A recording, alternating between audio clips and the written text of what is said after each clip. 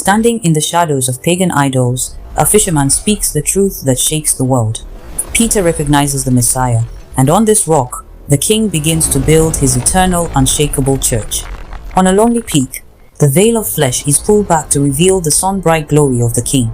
Moses and Elijah bear witness as the Father commands the world to listen to his beloved and chosen Son.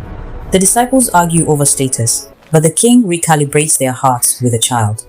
To lead in this kingdom, you must first learn to follow with the humility and total trust of a little one. The shepherd does not rest while even one is missing. He braves the storm and the jagged cliffs to find the wanderer. Your value is not in the crowd, but in the heart of the one who came to find you. Mercy is the currency of heaven, and it must be the lifestyle of the believer. Having been forgiven an unpayable debt, we are called to release the debts of others or risk losing the peace we receive. A wealthy ruler comes seeking life, but leaves in sorrow, unable to let go of his silver.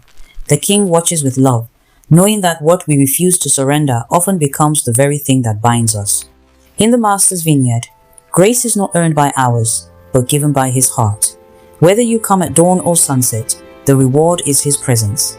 In the kingdom, the last are first, and the first are last. Please, A mother asks for thrones, but the King offers a cup. Before the crown comes the cross, and before the glory comes the sacrifice. To sit at his side is to share in his suffering for the world. The King of the universe kneels to wash the feet of men.